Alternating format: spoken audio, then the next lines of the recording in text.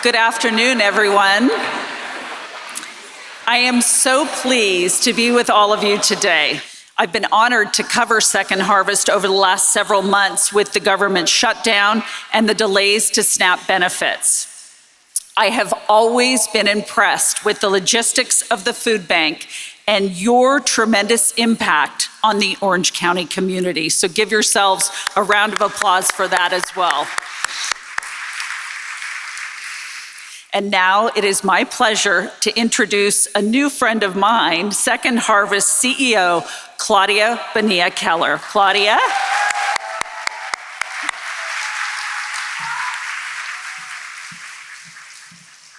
Before I go into my State of the Food Bank remarks, I hope that many of you on the way in, and if you didn't notice on the way in, on the way out, you will notice our lobby, or as we now refer to it as the Joe. Because the lobby is a special place. It's where people come into the food bank. It's the first place they access the food bank. And we decided to dedicate that welcoming space to one of our own, to one of our heroes, to a member of our family, and quite frankly, a giant in this work. So the Joe will forever commemorate the spirit of Joe Schoeningh, who we lost this year.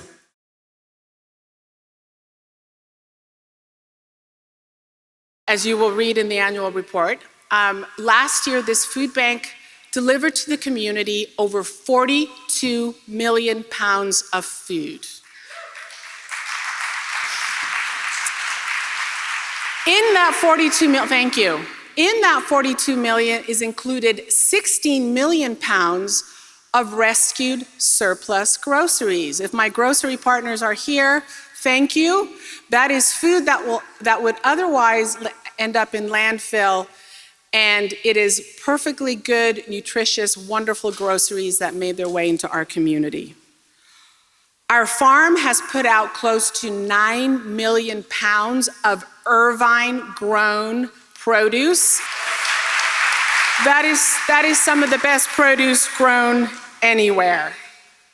And we served, on average, 458,000 people through visits to our pantry network. So unfortunately, the need is not going down. But again, I know many of you are not surprised. So it's my pleasure to introduce to you the food bank's first data analyst, who's going to give you the highlights from a 9-month in-depth service assessment that she did on our service area.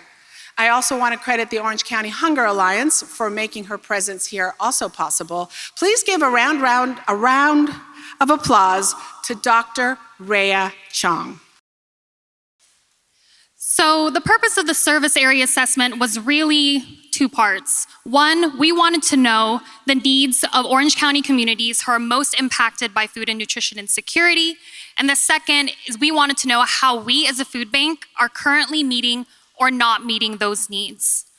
But one of the more eye-opening demographic findings from this surveys that we collected is that 81% among those who reported a household income, 81% received a household income less than $30,000 in 2024.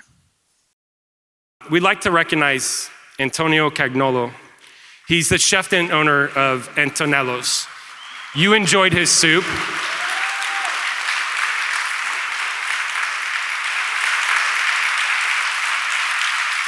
And just so you know, he's such a big deal in Orange County. Last year, in 2024, the Orange County Business Journal named him the Restaurateur of the Year.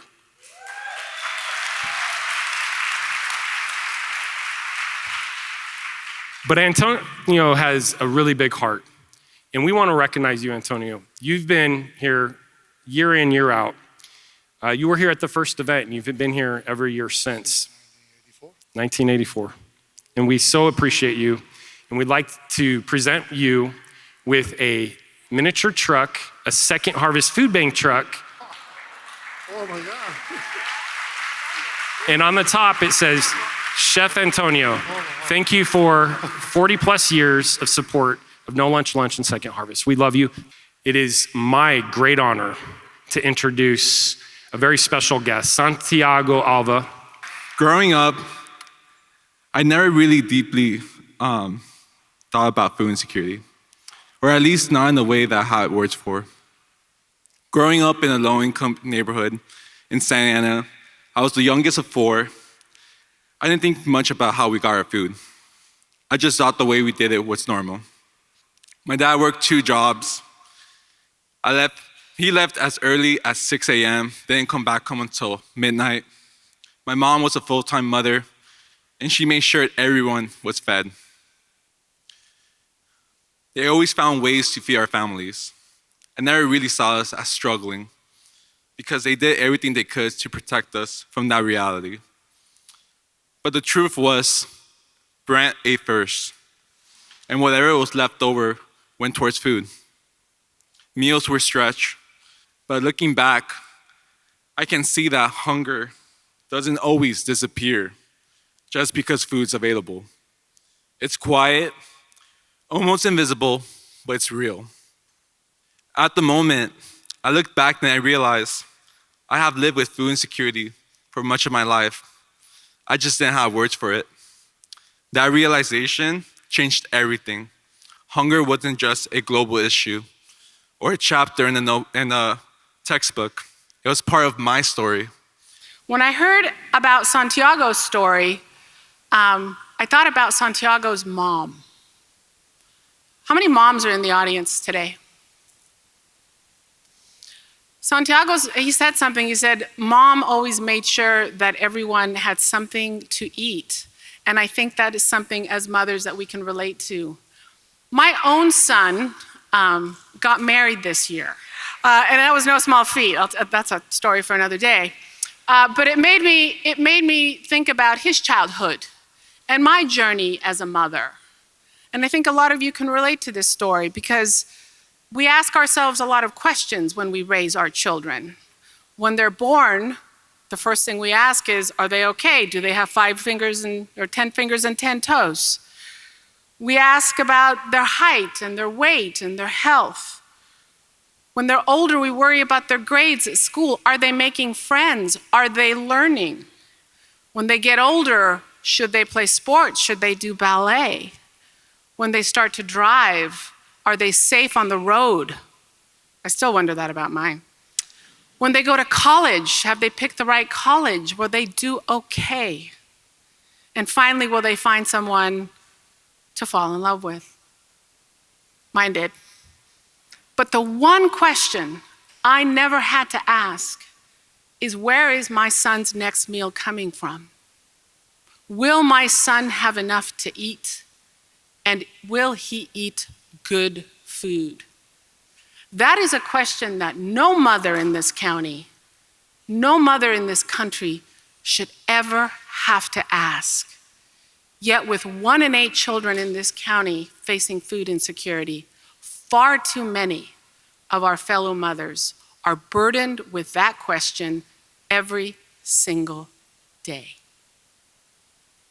You've heard a lot about what happened with SNAP and government shutdowns and all that, and we're not going to talk about that. But in those stories, you also hear a lot about numbers. Hundreds of thousands of people, millions, $62 million here in Orange County, and the numbers go on and on and on.